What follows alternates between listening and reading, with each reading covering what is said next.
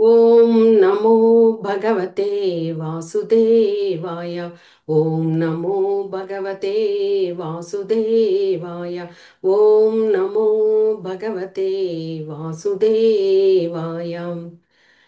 అజ్ఞానతిమిరాంధస్య జ్ఞానాంజనాశలాకయా చక్షురున్మీలితం येन తస్మై శ్రీగురవే నమః.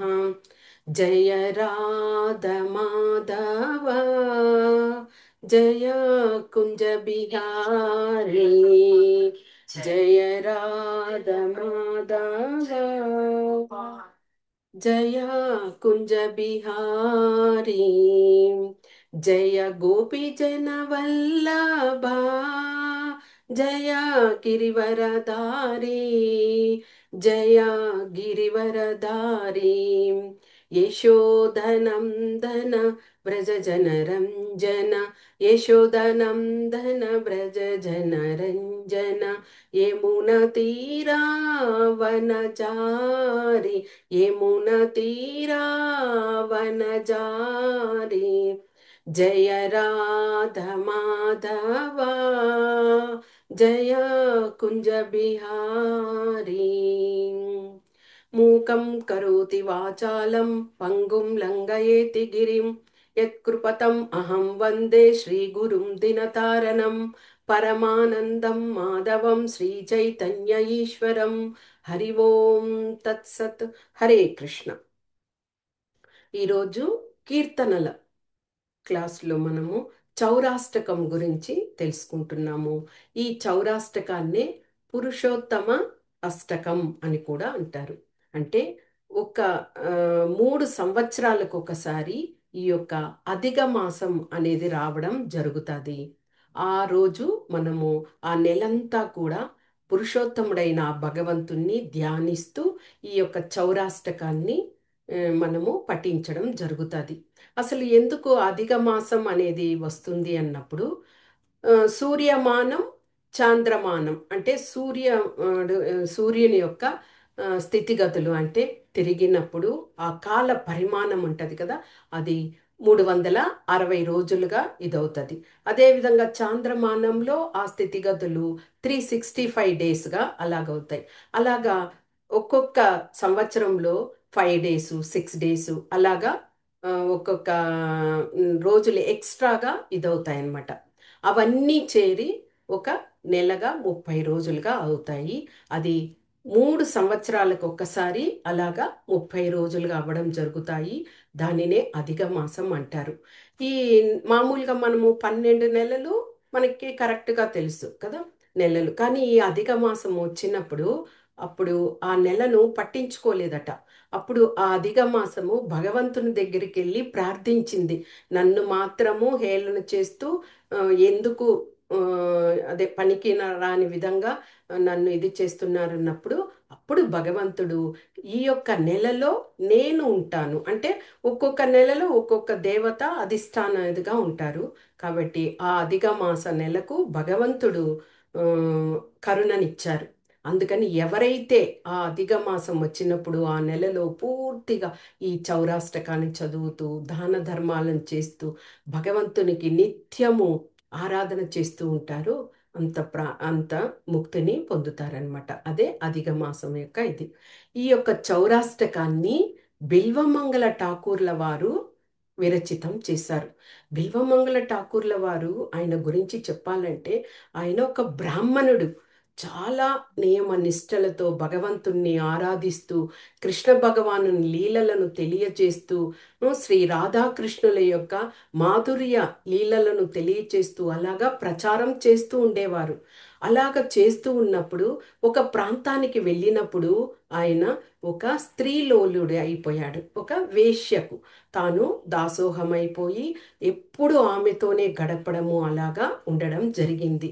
ఒకసారి ఒకానొక సమయంలో ఆ శ్రీల బిల్వ ఠాకూర్ల వారి తండ్రి గారు మరణిస్తే కూడా ఆ ప్రాంతానికి వెళ్ళి ఆ కార్యక్రమం అంతా ముగించి వెంటనే తిరుగు ప్రయాణం అయిపోయాడు ఆ యొక్క స్త్రీ దగ్గరికి వెళ్ళడానికి. ఆమె పేరు చింతామణి.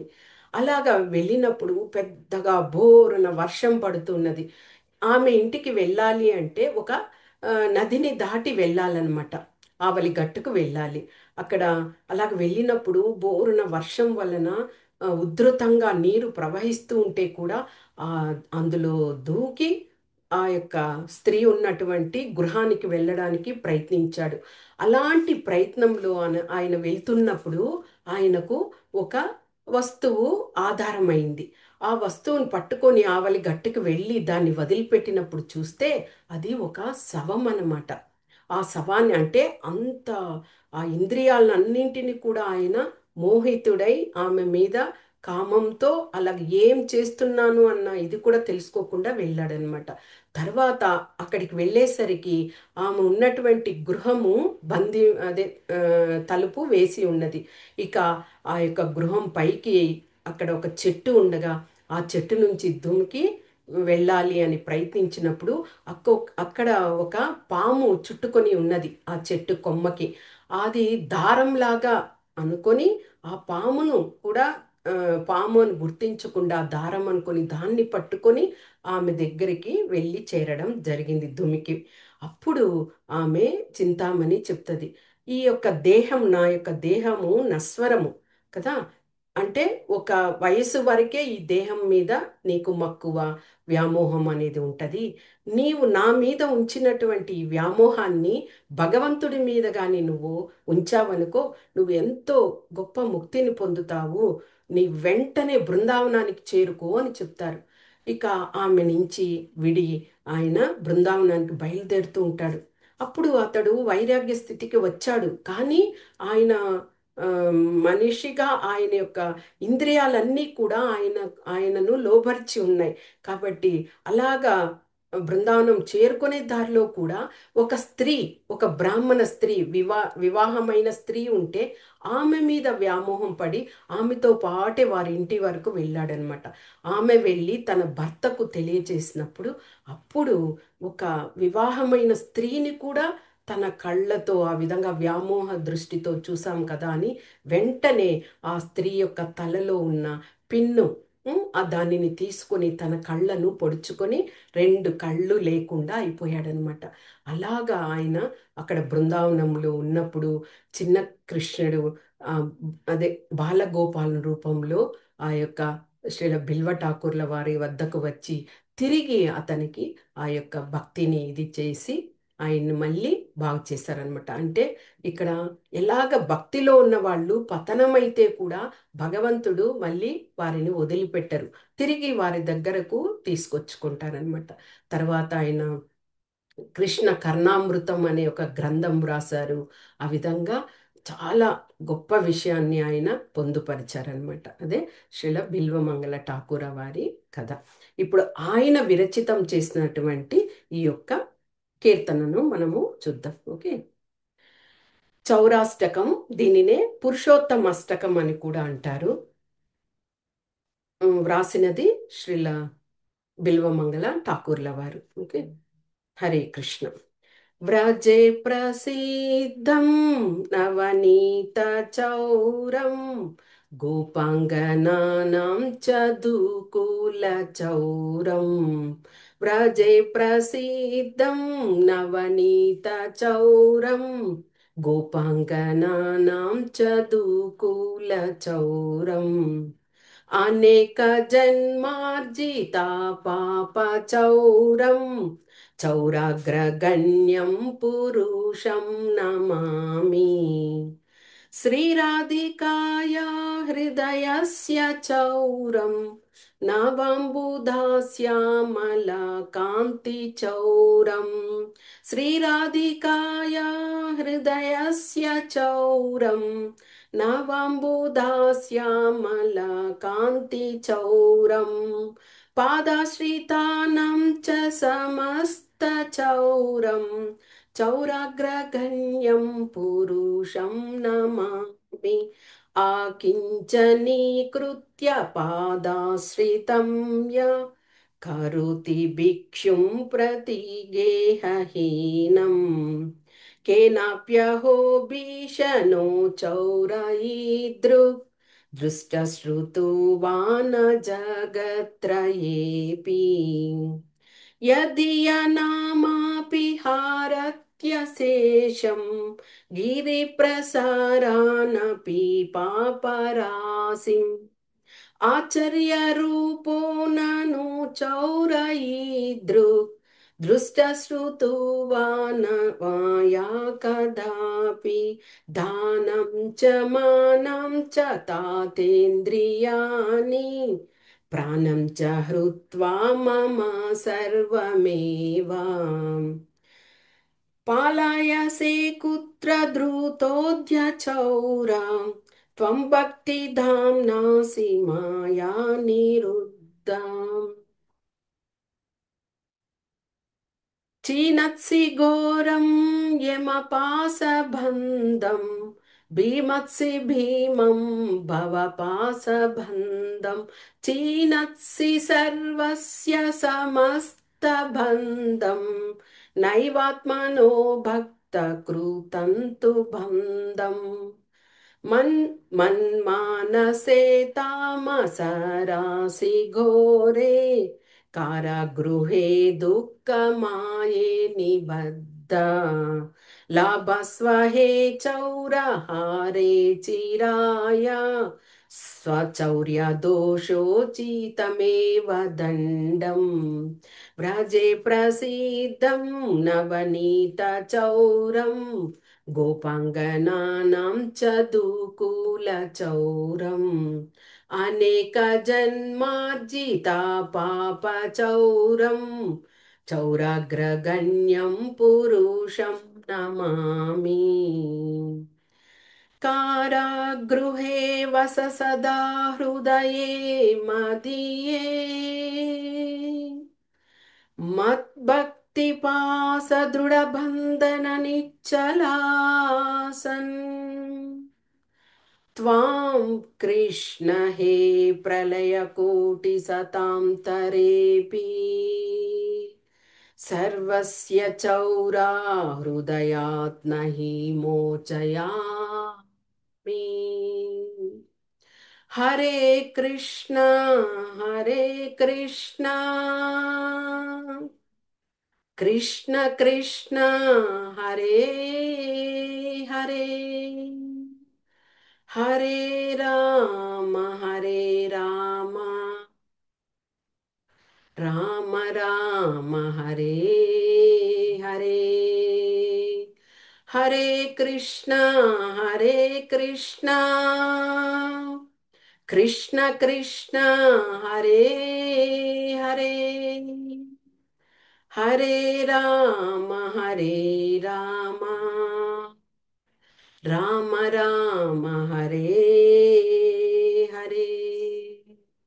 ఇది మనకి శ్రీల బిల్వమంగళ ఠాకూర్ల వ్రాసినటువంటి ఈ యొక్క చౌరాష్టకం. ఇక దీనిని మనము అదే మీనింగ్ తెలుసుకున్నప్పుడు వ్రజే ప్రసిద్ధం నవనీత చౌరం, వ్రజే ప్రసిద్ధం, కృష్ణ భగవానుడు వ్రజధామంలో ప్రసిద్ధుడట. ఎలాగా? నవనీత చౌరం అంటే ఆ నవనీతాన్ని అంతా దొంగిలించి తాను తింటూ స్నేహితులకు పంచుతూ తర్వాత ఇంకా మిగిలిన దాన్నంతా కూడా వానర సైన్యానికంతా కూడా పంచేవారు కదా.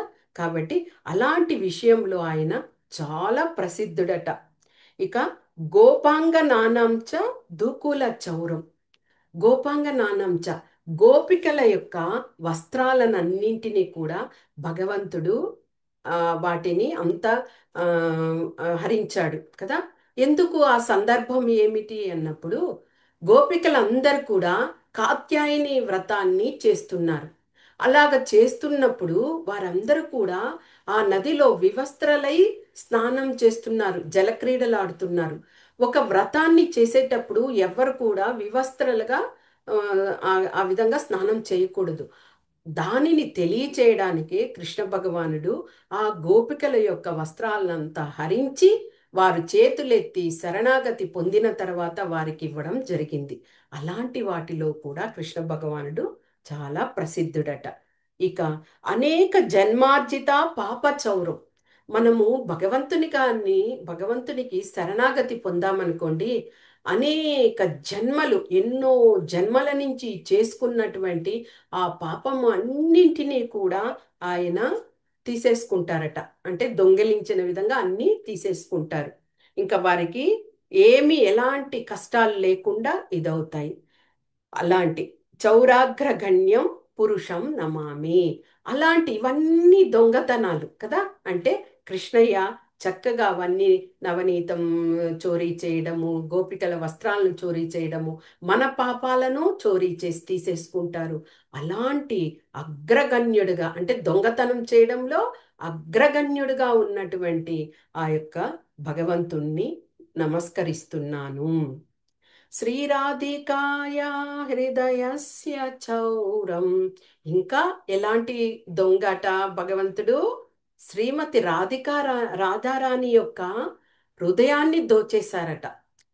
అది ఒక ఆ, దొంగతనంగా ఇక్కడ చెప్తున్నారు. నవాంబుధా శ్యామల కాంతి చౌరం. శ్యామల వర్ణం. ఇప్పుడు మనకు వర్షం పడుతుంది అంటే సూచనగా ఒక మబ్బుగా అయిపోతుంది, అంటే కారు చీకటిగా అయిపోతుంది. అలాంటి సమయంలో ఒక మెరుపు వచ్చిందనుకోండి, కాంతిగా, అలాంటి కాంతిని కూడా ఆ, చోరీగా, అదే ఆ, చౌరం దొంగతనం చేశారట. అలాంటి ఆ శ్యామల వర్ణంలో ఉండి ఒక కాంతిని ప్రసాదింపచేసే విధంగా ఆ యొక్క కాంతిని ఇది చేశారు అని ఇక్కడ చెప్తున్నారు. పాదాశ్రితానాంచ సమస్త చౌరం. ఇంకా ఆ భగవంతుని యొక్క పాదాలకు మనము శరణాగతి పొందితే సమస్త పాపాలన్నింటినీ కూడా ఆయన ఆ, అలాగా పోగొట్టేస్తారు. అలాంటి దొంగతనం చేసే దాంట్లో అగ్రగణ్యుడిగా ఉన్నటువంటి ఆ భగవంతునికి నమస్కరిస్తున్నాను. ఇక మూడవ దానికి చూసినప్పుడు ఆకించనీకృత్య పాదాశ్రితం యా కరోతి భిక్షుం పతి గేహహీనం. ఎవరైతే ఆ భగవంతుణ్ణి శరణాగతి పొంది ఉంటారో ఆ భక్తులంతా కూడా భగవంతుడు పేదవారిలాగా చేసేస్తారట. ఇంకా ఏమి, భిక్షుకులలాగా, అంటే వారు అలాగే సన్యాసం తీసుకునే, వాళ్ళు మధుకరి చేసుకునే విధంగా ఈ విధంగా చేస్తారట. ఆశ్చర్యంగా ఉంది. భగవంతుని నమ్ముకుంటే మనల్ని ఈ విధంగా భిక్షుకులు చేసేస్తారా అంటే అందరికీ కాదు. అది ఎవరైతే ఆ భగవంతుని యొక్క కరుణ కటాక్షాన్ని పొందుతారో, ఆయన ప్రతినిధిగా ఎన్నుకుంటారో అలాంటి వాళ్లకు ఇవన్నీ చేస్తారట భగవంతుడు. ఉదాహరణకి మనము శ్రీల ప్రభుపాదుల వారిని తీసుకోండి. ఆయన ఎంత గొప్ప శ్రీమంతుడిగా ఉన్నారు చిన్నప్పుడు, కానీ ఆయన అలాగే ఆ భక్తిలో వచ్చేసరికి ఆయనకు ఎన్నో కష్టాలు. అందుకే ఆయన ఆ, మన అదే పాశ్చాత్య దేశాలకు వెళ్ళేటప్పుడు కూడా ఆయన కోరుకున్నారు, నేను ఏమి కష్టాలు ఇదవుతున్నాను, నీకు నా వలన ఏదో ప్రయోజనం ఉంది కాబట్టే నువ్వు నన్ను ఇక్కడికి తీసుకొచ్చావు అంటూ. ఇంకా బెంగాలీలో ఆయన ఏం రాసుకున్నారు, తన కుటుంబాన్ని విడిచిపెట్టారు, పిల్లలు లేరు, మనవళ్ళు లేరు, అందరూ తనని విడిచిపెట్టారు అని బాధపడ్డారు. అంటే చూడండి, అందరికీ ఆ భాగ్యం రాదు అన్న అర్థమేమి, భగవంతుడు శ్రీల ప్రభుపాదుల వారిని ఎంచుకున్నారు, నీవైతే ఈ కార్యం చేయగలుగుతావని. కాబట్టి ఇక్కడ అలాగా ఆయనకు శరణాగతి పొందిన వాళ్ళకి నిరాశ్రయం చేస్తారు. అలాంటప్పుడు ఏమి, అతడు అందరికీ దూరమయ్యి భగవంతునికి చేరువవుతారు. అందుకోసమే అలాగా భగవంతుడు చేయడము. అలాంటి కేనాప్యహో భీషణ చౌర ఈద్రికు. భీషణ అంటే అలాంటి భయంకరమైనటువంటి ఆ, దొంగను నేను ఈ మూడు లోకాల్లో నేను చూడలేదు అంటూ శ్రీల బిల్వమంగళ ఠాకూర్ల వారు రాస్తున్నారు. ఆ విధంగా చేస్తారు.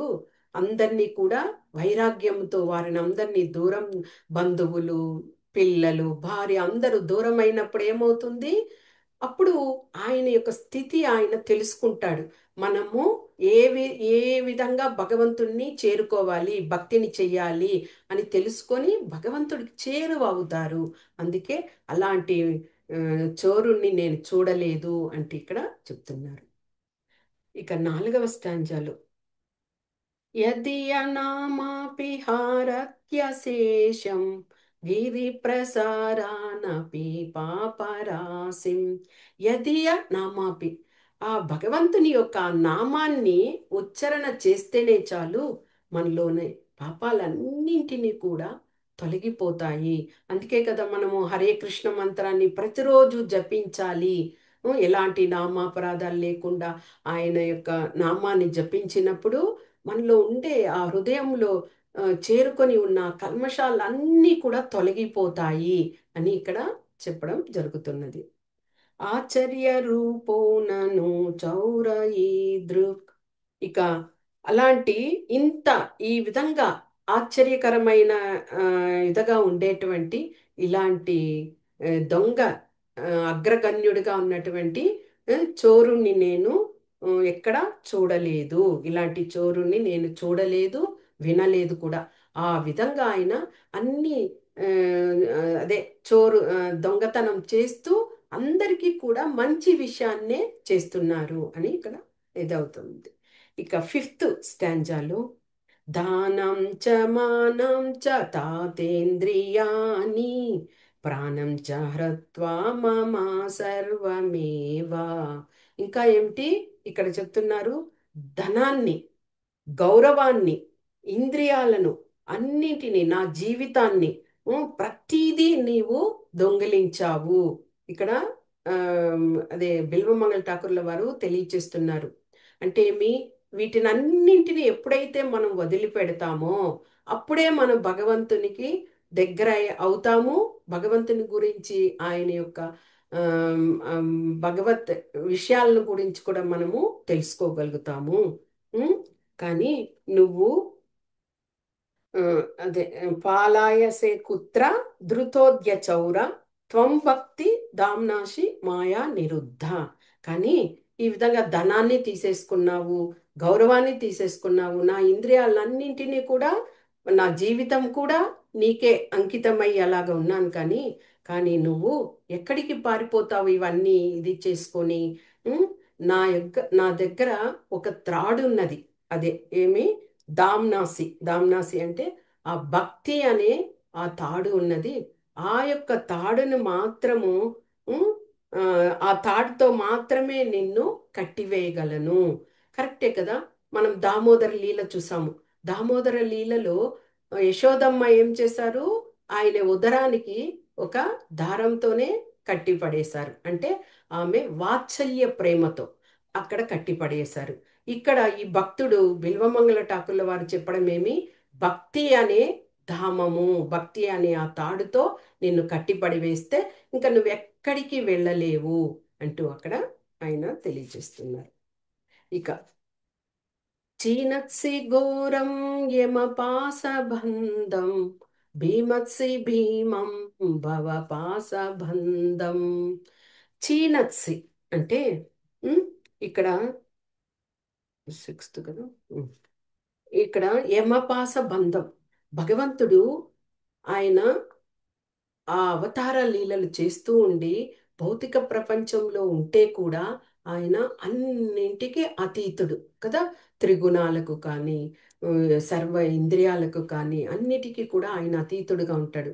కాబట్టి ఆయన ఆ యమపాసాన్ని కూడా బంధించవేయగలిగిన ఆ యొక్క శక్తిని కలిగి ఉంటారు. ఉదాహరణకి మనము అజాంవిల్లుని స్టోరీ తీసుకోండి. అజాంవిల్లుడు భక్తి చేయలేదు, కానీ కుమారుని పేరు నారాయణ అని పెట్టుకున్నారు. ఆ నారాయణ అని పెట్టడం వల్ల ఆయన నారాయణ నారాయణ అని ప్రతిసారి పిలుస్తూ ఉండేవాడు. అలాగే ఆయన అవసాన దశలో కూడా పిల్లవాడినే పిలిచాడు నారాయణ నారాయణ. అంటే తెలిసి చేసిన తెలియక చేసిన భగవంతుని నామాన్ని ఉచ్చరించాడు. కాబట్టే ఆయనకేమైంది? ఆయన ఆ చివరి దశలో విష్ణుదూతలు వచ్చారు, అదేవిధంగా యమలోకం నుంచి యమదూతలు వచ్చారు. వారిద్దరూ కూడా సందిగ్ధంలో ఉన్నారు. ఈ యొక్క అజామిలుని నేను తీసుకువెళ్ళాలని. కానీ అక్కడ నెగ్గింది ఎవరు? విష్ణుదూతలే. ఎందుకంటే మరణ సమయంలో అతడు నామాన్ని జపించాడు కాబట్టి అతడు అది వరకు ఎన్ని పాపకార్యాలన్నా చేసి ఉండి కానీ నామాన్ని జపిస్తూనే ఉన్నాడు. నారాయణ అని ఆ పిల్లవాడిని ప్రతిసారి పిలిచేవాడు. అలాగా కాబట్టి మరణ సమయంలో కూడా నారాయణ అని పిలిచాడు కాబట్టి మేమే తీసుకువెళ్ళాలి అని విష్ణుదూతలు తీసుకువెళ్ళారు. అప్పుడు ఈ యొక్క యమదూతలు వెళ్ళి యమధర్మరాజుకు చెప్పినప్పుడు యమధర్మరాజు ఏమి ఆజ్ఞ ఇచ్చారు? ఎవరైతే భగవంతుని నామాన్ని ఉచ్చరిస్తుంటారో వారి దరిదాపులకు కూడా మీరు వెళ్ళడానికి లేదు అని ఆజ్ఞ వేశారు. అంటే ఇక్కడ చూడండి, భగవంతుడు అలాంటి యమపాసాన్ని కూడా బంధించి వేయగలిగిన ఆ, శక్తిమంతుడు. ఇక భీమత్సి భీమం భవపాస బంధం. ఇక ఈ భౌతిక ఉనికి ప్రకృతిలో మనము మిథ్యాహంకారంతో అలాగా ఇదిగా ఉన్నా కానీ ఇలాంటి భయంకరమైన ఉచ్చుని కూడా ఆయన దాని నుంచి కూడా విచ్ఛిన్నం చేయగలడు. ఇక మనం భౌతిక బంధం అంటే మన యొక్క సమస్తము మన ఆ, ఆ, బంధువులు మన సొంతము అలాగ అనుకున్న ఆ బంధాన్ని నుంచి కూడా ఆయన మనల్ని వేరు చేయగలడు. కానీ ఒకే ఒక బంధం నుంచి మాత్రం ఆయన మనల్ని వేరు చేయలేడు. అదేమి నైవాత్మనో భక్త కృతంతు బంధం. ఎవరైతే భగవంతునితో భక్తి యోగంలో ఉంటారో, భగవంతునితో సాంగత్యంలో ఉంటారో, భగవంతుని యొక్క భక్తి ప్రచారంలో ఉంటారో, భగవంతుని భక్తి కోసం అందరికీ తమ వంతు సహాయం చేయాలని ఇది అంటూ ఉంటారు. అలాంటి ఆ భక్తి పాసంతో భగవంతునితో మనం కట్టుబడిపోయామంటే ఆ యొక్క భక్తి పాసాన్ని మాత్రం ఆయన ఛేదించలేరట. ఇక అన్నీ చేయగలుగుతారు కానీ ఎవరైతే ఆయనకు కనెక్ట్ అవుతారో ఆ భక్తుల్ని మాత్రము ఆయన వేరు చేసుకోలేరు. అందుకే నైవాత్మనో భక్త కృతంతు బంధం అని ఇక్కడ చెప్పడం జరిగింది. ఇక మన్మానసే తామసరాసి ఘోరే కారాగృహే దుఃఖమాయే నిబద్ధ లాభస్వహే చౌరహారే చిరాయ స్వచౌర్య దోషోచితమేవ దండం. ఇక్కడ ఏమి ఈ యొక్క 7వ స్టాంజాలో నా సర్వస్వాన్ని దొంగిలించిన వాడా అంటే అన్ని నాకు ఏమీ నువ్వు ఇది చేయలేదు. నేను ఏమేమి కోరుకున్నాను అన్నీ కూడా నీవు నా సర్వస్వాన్ని నువ్వు దొంగిలించావు. కాబట్టి ఈరోజు నేను నిన్నేం చేస్తాను? ఉమ్, కారాగృహ దుఃఖ మాయ నిబద్ధ అంటే నా హృదయం అనే ఆ చెరసాలలో నిన్ను బంధించేస్తాను. ఎందుకంటే నావన్నీ తీసేసుకున్నావు, నా దగ్గర ఏమీ ఇది లేకుండా ఉంది. కాబట్టి నీకు ఒకసారి తెలియచేయాలి, నా హృదయం అనే ఆ యొక్క కారాగృహంలో నిన్ను బంధించి వేస్తాను. అంటే బంధించి వేయడం అంటే ఏమి? భగవంతుణ్ణి పరమాత్మని మన జీవాత్మలో ఆ పరమాత్మ ఉన్నాడు, అందరి హృదయాల్లో ఉన్నాడు. కానీ అందరూ తెలుసుకోలేకపోతున్నారు. ఎవరైతే తెలుసుకున్నవారో వారే గొప్పవాళ్ళు కదా. ఆ యొక్క భగవంతుని తత్వం తెలుసుకొని మన హృదయంలో భగవంతుడు ఉన్నాడు అని ఆయన్ని బంధించి వేసుకోవాలి. అలాగా నేను నా హృదయంలో బంధించేస్తాను. కానీ నా హృదయం ఎలాగ ఉన్నది? అజ్ఞానముతో చీకటిమయంగా ఉన్నది. అంటే ఏమి? నేను ఎంత జ్ఞానవంతంగా ఉన్నా కానీ ఆ కల్మషాలు అనేవి నా హృదయంలో చేరి చీకటివంతంగా ఉన్నది. కాబట్టి అది భయంకరంగా ఉన్నది. ఆ యొక్క నా యొక్క చెరసాల హృదయం అనే ఆ చెరసాల గది, అందులో నిన్ను బంధించేశాను అనుకో. అప్పుడు నీవు ఇన్ని రోజులు నువ్వు అన్ని మా వద్ద నుంచి తీసేసుకుంటున్నావు కదా, దొంగతనం చేసి మా యొక్క విషయం అంతా కూడా. కాబట్టి నువ్వు అలాగ చేసినప్పుడు నీకు ఆ చెరసాల్లో నేను బంధించినప్పుడు ఏమవుతుంది? నీకు అప్పుడు ఆ అనుభవం తెలుస్తుంది. అమ్మో, ఎలాగ ఈ యొక్క అజ్ఞానం అనే చీకట్లో మనం ఉండగలుగుతామా? అయ్యో, మనం తప్పు చేశాం కదా, అందుకే నన్ను ఇలాగ బంధించేశాడు నా భక్తుడు అని నీకు అవగతం అవుతుంది. నువ్వు తెలుసుకుంటావు. అంటే ఎంతటి భక్తుడు, శుద్ధ భక్తుడు అయి ఉంటే భగవంతుణ్ణే ఆ విధంగా బంధించేస్తాను నేను అని ఆయన ఆ భక్తి పార్వస్యాన్ని తెలియచేస్తున్నారు. ఒకటి, తల్లి వాత్సల్య ప్రేమతో ఆయన కట్టుబడి చేస్తే భక్తుడు ఆ యొక్క భక్తి తత్వముతో భగవంతుణ్ణి బంధించేయగలడు. ఇక భగవంతుడు ఇంకెక్కడికి వెళ్ళరు. ఆ భక్తిలోకి ఉండి ఆయన్ని తమ సొంతం చేసుకున్నప్పుడు అదే ఇక్కడ తెలియజేస్తుంది. ఇక 8వ ఆ యొక్క స్టాంజాలు కారాగృహే వస సదా హృదయే మదియే మద్భక్తి పాస దృఢ బంధన నిచ్చలాసన్ త్వాం కృష్ణ హే ప్రళయ కోటి శతాంతరేపి సర్వస్య చౌరా హృదయాత్ నహి మోచయామి. ఇది కూడా అదే ఏమంటే ఆ కారాగృహ కారాగృహం అనే ఆ దీంట్లో ఉమ్, నిన్ను బంధించి వేస్తాను. నా ప్రతి సర్వస్వాన్ని ఉమ్, ఆ, నువ్వు అన్ని దొంగిలించావు కదా నా అంతా. ఓ కృష్ణ, నేనేం చేస్తాను, నా భక్తి అనే ఆ యొక్క ఉచ్చులో ఇప్పుడు యమపాస బంధాన్ని కూడా నువ్వు దాన్ని విడిచేయగలవు. కానీ నేను భక్తి అనే ఆ తాడుతో కట్టి యమపాసంలాగా దాన్ని చేసి ఆ ఉచ్చులాగా చేశాను. అది చాలా గట్టిగా ఉంటుంది. ఆ భక్తి పాసం అనేది దృఢబంధన నిశ్చల ఆసనం. అంత దృఢత్వంతో ఆ యొక్క దారము, భక్తి అనే ఆ దారంతో చేసిన ఆ యొక్క పాసం అనేది చాలా దృఢంగా ఉన్నది. ఉమ్, నువ్వు నా హృదయం అనే జైలులో నువ్వు నివసిస్తూ నాతోనే ఉండిపోతావు. ఆ తాడుతో నిన్ను కట్టేశాను కదా, నా యొక్క హృదయంలో నిన్ను భక్తి అనే పారవస్యంతో నిన్ను కట్టిపడేసి ఆ, ఇక నువ్వు బయటికి వెళ్ళడానికి లేకుండా చేశాను కాబట్టి నువ్వు నాతోనే పడి ఉంటావు, నాతోనే నివసిస్తూ ఉంటావు. అంటే ఎంత ఆ, అంటే ఆ యొక్క భక్తిలో విశుద్ధమైన సత్వగుణం కలిగిన భక్తుడు కాబట్టి భగవంతునితోనే ఆ విధంగా ఆయన మాట్లాడి ఇది చేస్తున్నారు. ఉమ్, ఇంకా ఎందుకంటే నిన్ను ఆ విధంగా నా హృదయంలో కట్టిపడేస్తే నువ్వు ఎన్ని శత ఉమ్, ఆ, ఎన్ని కోటి ఎన్ని యుగాలైనా కానీ నువ్వు విడుదల చేసుకొని వెళ్ళిపోలేవు.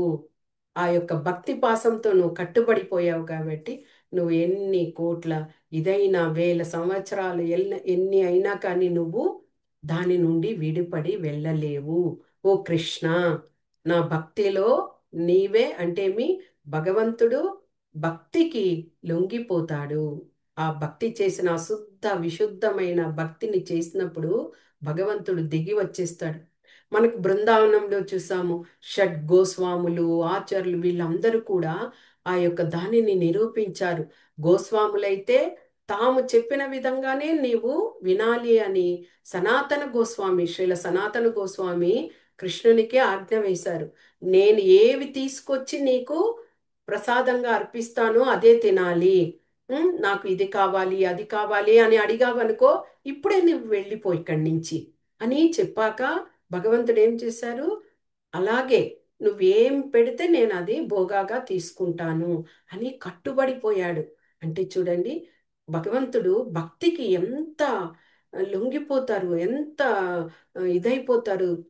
దాని వల్లనే మనకి ఈ కలియుగంలో మనకి ఇచ్చినటువంటి శ్రీ చైతన్య మహాప్రభు వారు ఇచ్చిన ఆ హరినామాన్ని జపించి జపించి జపించి భగవంతుణ్ణి మన హృదయాంతరాల్లోకి ఆ, అంకితం, దాన్ని అదే లోపలికి తెచ్చుకొని ఆయన్ని కట్టుబడి చేసుకునే విధంగా చేసుకోవాలి. కానీ అది ఏదో ఒక రోజు, ఒక సంవత్సరము, 10 సంవత్సరాలు అయ్యే పని కాదు. నిత్యం మన ప్రాణం ఉన్నంత వరకు కూడా ఆ భగవంతుణ్ణి స్మరిస్తూ స్మరిస్తూ మన హృదయం ఎప్పుడైతే, ఇక్కడ చెప్పారు అజ్ఞానంతో ఉంది నా హృదయం, అవిద్య అని అంటారు. అలాగా అజ్ఞానంతో ఉండకూడదు, జ్ఞానంతో వెలిగిపోతూ ఉండాలి ఆ హృదయంలో. అలాగైతే ఇంకా త్వరితగతినే భగవంతుడు మన హృదయాంతరాలకి చేరువవుతారు.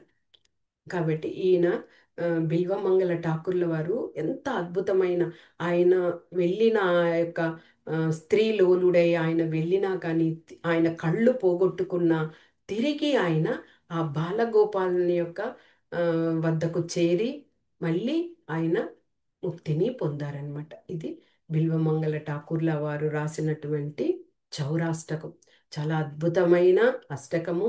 దీనిని అందరూ నేర్చుకొని ఎప్పుడు కూడా చేయవచ్చు, ఆదిక మాసంలోనే అని కాదు. ఎందుకంటే అంత అర్థం ఉన్నది ఈ యొక్క కీర్తనలు. ఓకేనా? హరే కృష్ణ. వాంఛాకల్పతరుభ్యశ్చ కృపా సింధుభ్య ఏవ చ పతితానాం పావనేభ్యో వైష్ణవేభ్యో నమో నమః. హరే కృష్ణ.